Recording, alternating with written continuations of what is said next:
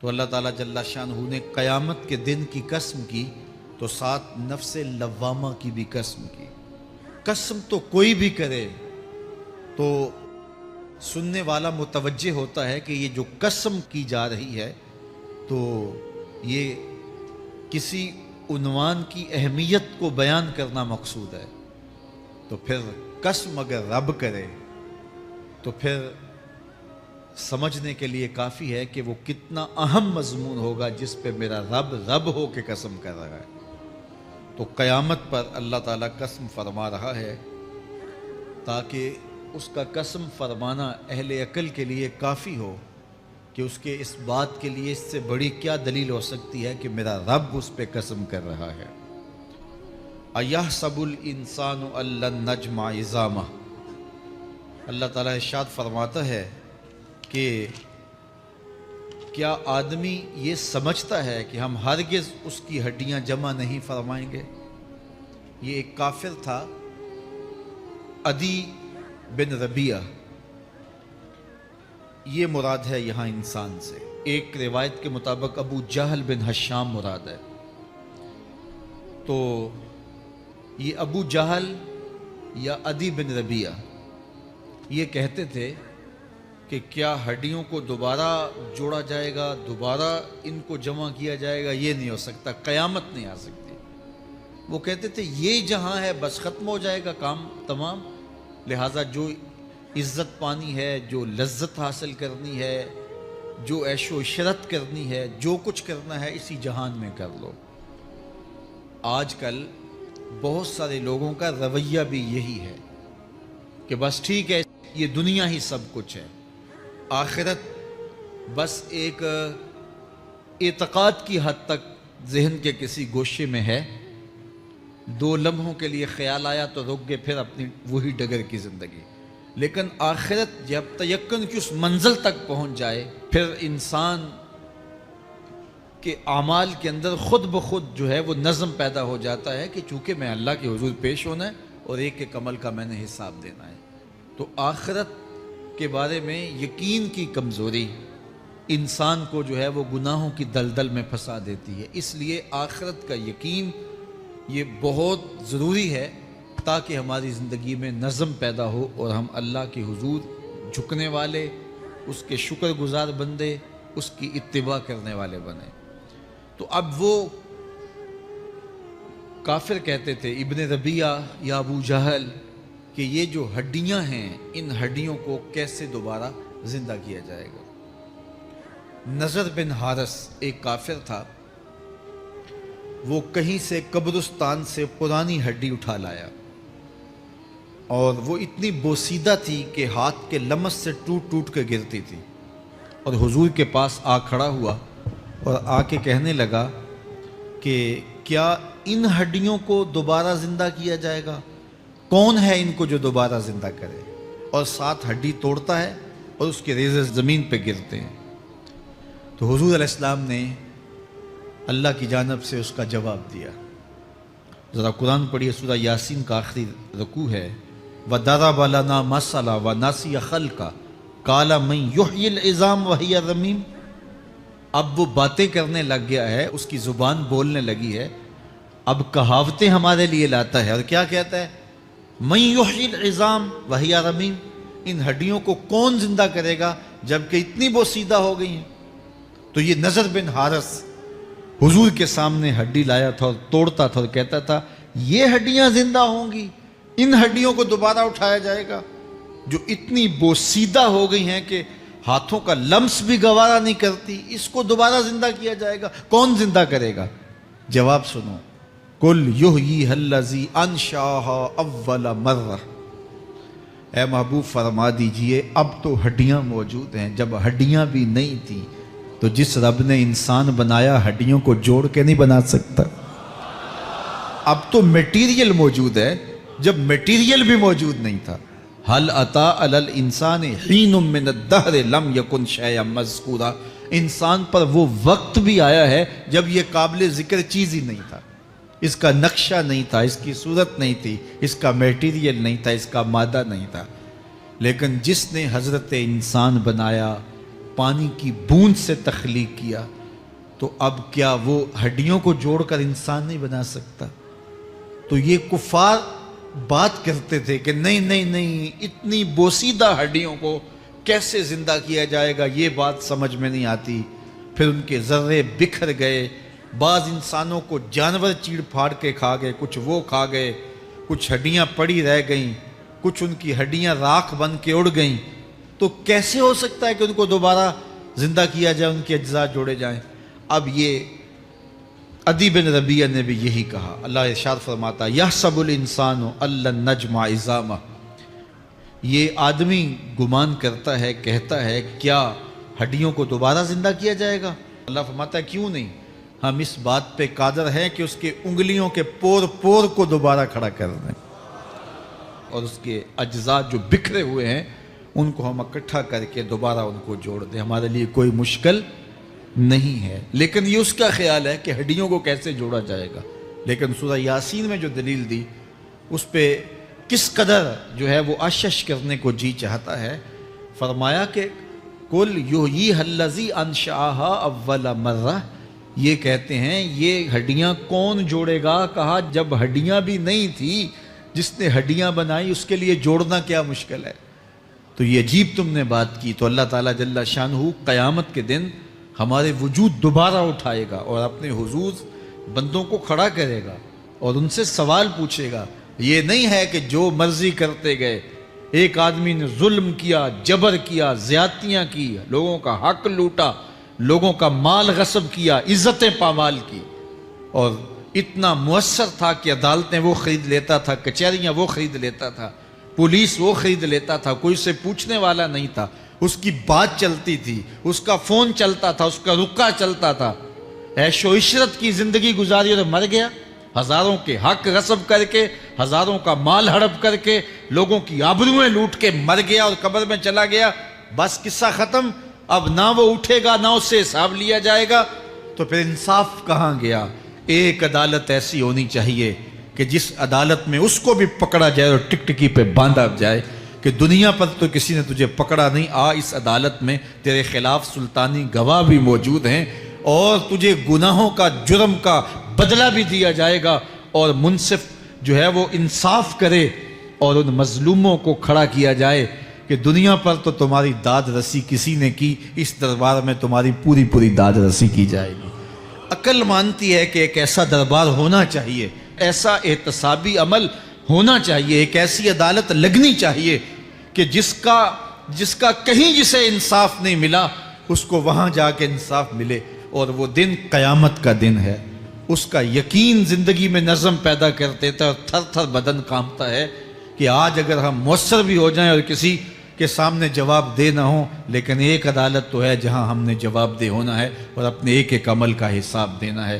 تو اللہ ارشاد فرماتا ہے کہ اس عدالت کے سامنے تم نے پیش ہونا ہے، تمہارے جوڑ جوڑ کو اللہ تعالیٰ دوبارہ کھڑا کرے گا اور اس کو دوبارہ تخلیق کرے گا اور پیدا کرے گا، اور تم دوبارہ کھڑے ہو جاؤ گے، اس کے حضور پیش ہوگے۔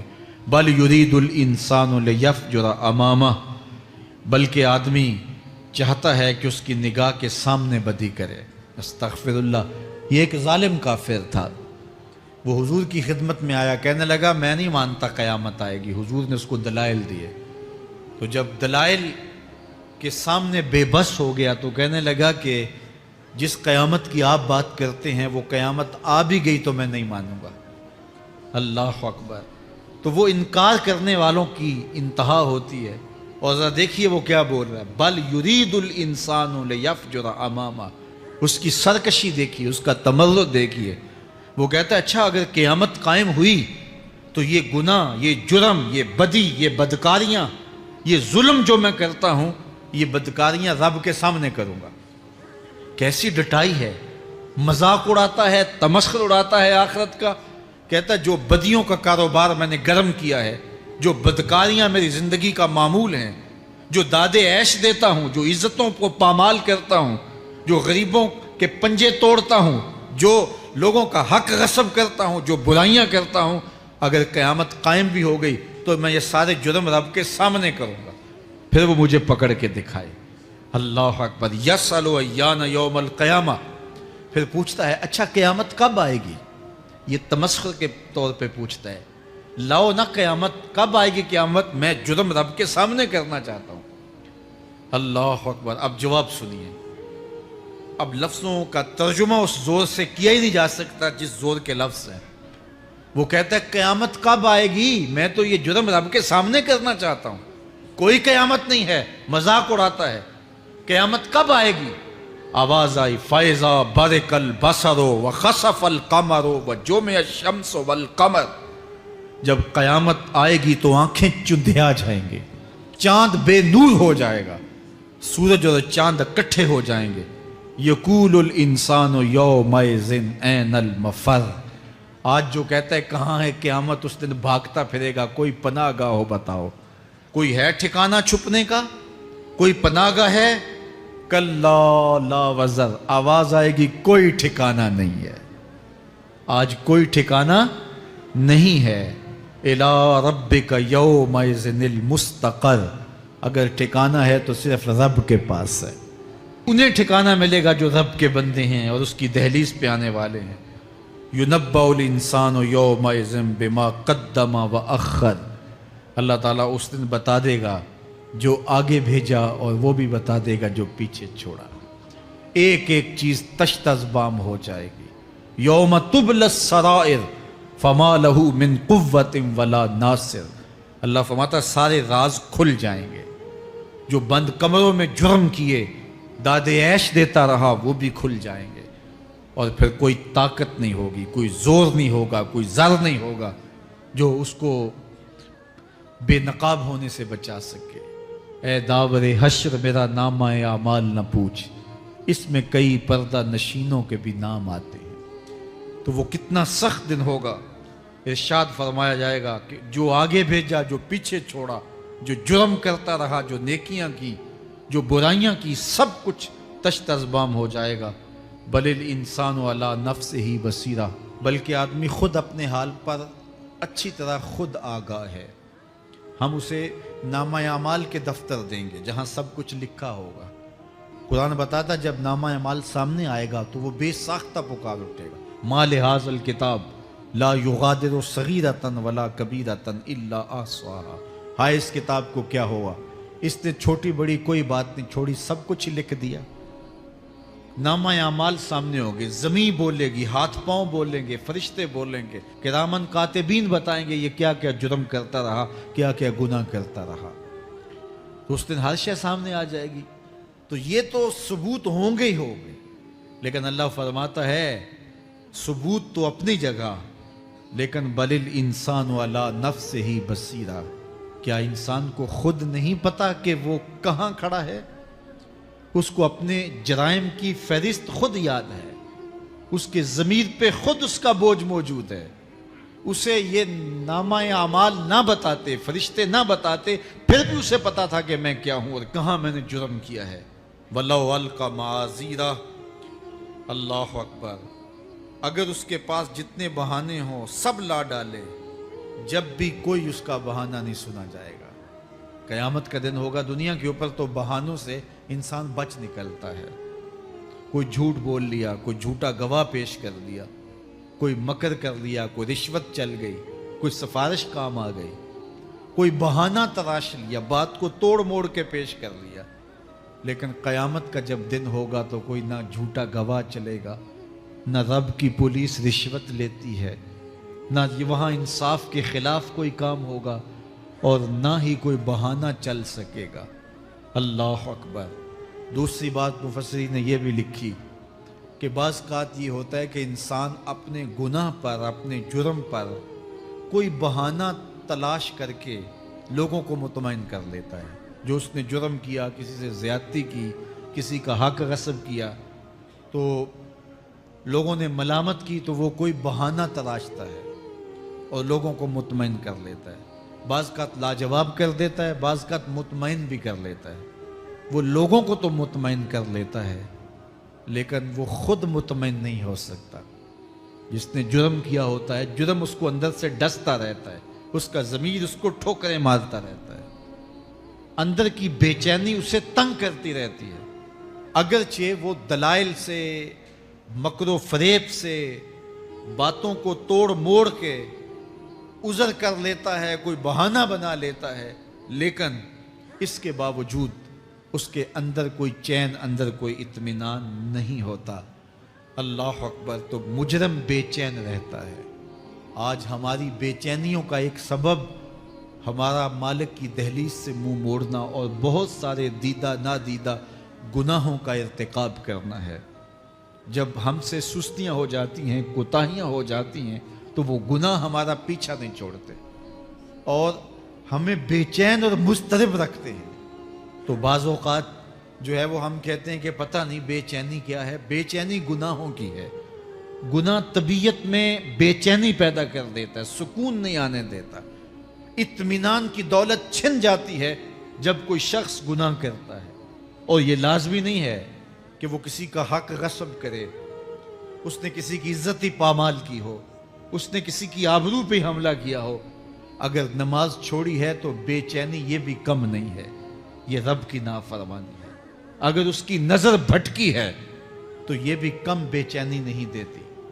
اگر اس کا خیال بہکا ہے، اس نے زبان سے کسی کو دکھ دیا ہے، اس نے کسی کے لیے سب و شتم کا انداز اختیار کیا ہے، گالی گلوچ کا رنگ اختیار کیا ہے، تو پھر کیا ہوا کہ یہ بے چینی اندر کو توڑتی رہتی ہے۔ انسان چلتا پھرتا ہے لیکن اسے طمانیت نہیں ملتی، اسے سکون نہیں ملتا۔ سکون کب ملے گا؟ سکون تب ملتا ہے جب کسی سے زیادتی کی ہو تو اس سے جا کے معافی مانگ لی جائے، اور اس لجاجت کے ساتھ معافی مانگی جائے کہ وہ مجبور ہو جائے معاف کرنے پہ، تو پھر اندر طمانیت اتر جاتی ہے۔ اگر رب کی نافرمانیاں کی ہیں تو لیلۃ القدر کے دامن میں اس سے معافی مانگ لو، اتنی لجاجت سے معافی مانگو، اس قدر رو کے معافی مانگو، ترلے منت پہ اتر آؤ، ہاتھ جوڑو، آنسو بہاؤ، چیخو، چلاؤ، رو، اس کی دہلیز سے لپٹ جاؤ، اس سے اپنے گناہوں کی معذرت کرو۔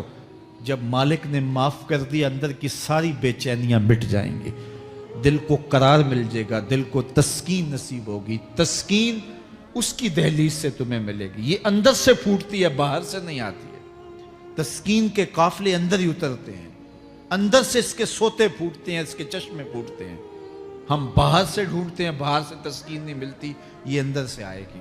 اس لیے اس دل کے اوپر لگے ہوئے میل کچیل کو، غلاظت کو دور کر لو اور کھرچ دو دل کے اوپر پڑے ہوئے جتنے بھی زنگ ہیں، تو پھر نتیجہ کیا ہوگا؟ دل ستھرا ہوگا، مصفا ہوگا، مزکا ہوگا، تو پھر دل پر نور ہوگا، تو پھر آپ کو زندگی گزارنے کا لطف اور سرور اور مزہ آنے لگ جائے گا۔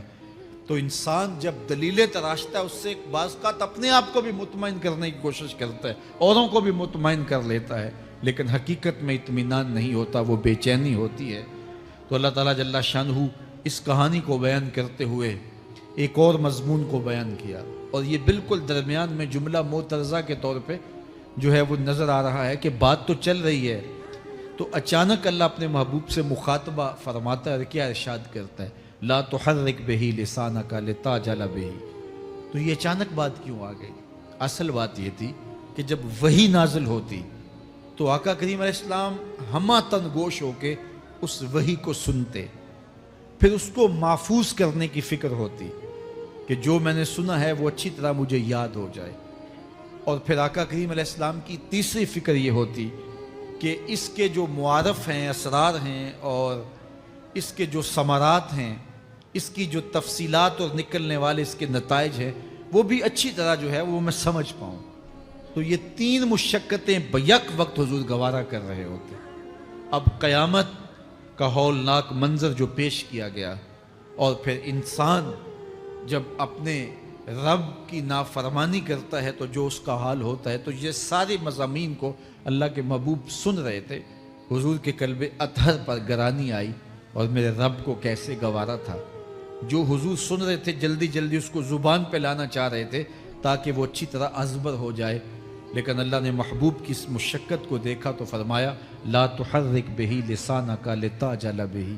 محبوب آپ اپنی زبان کو جنبش نہ دیں، آپ جلدی کرتے ہیں تاکہ وہ جو میں نے سنا ہے وہ میری زبان پہ آ جائے، इन्ना अलैना जमहु व कुराना, ये हमारे ऊपर है, हम आपके दिल में जमा भी करेंगे, जो आपको सिखाया है वो आपको याद भी रहेगा, वो आप भूल नहीं सकेंगे।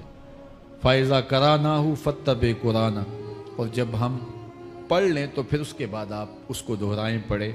सुम्मा इन्ना अलैना बयाना, फिर उसकी तफसील भी हमारे ज़िम्मे है, उसका बयान भी हमारे ज़िम्मे है। इससे वो लोग जो हुज्जियत हदीस का इनकार करते हैं और फिर वो कहते हैं कि नहीं बस कुरान मजीद की आयत ही हैं, उसके अलावा और कुछ नहीं है, वो मिनल्ला नहीं है, तो यहाँ गौर करना है। सुम्मा इन्ना अलैना बयाना फरमाया गया, फिर हमारे ऊपर है उसका बयान जो आपको हम इल्का करें। और आका करीम ने फरमाया, सुनन निसाई की रिवायत है, इन्नमा ऊतीतुल कुरान व मिस्लहु माहु, मुझे कुरान दिया गया और कुरान जितने और उलूम भी मेरे सीने में रखे गए।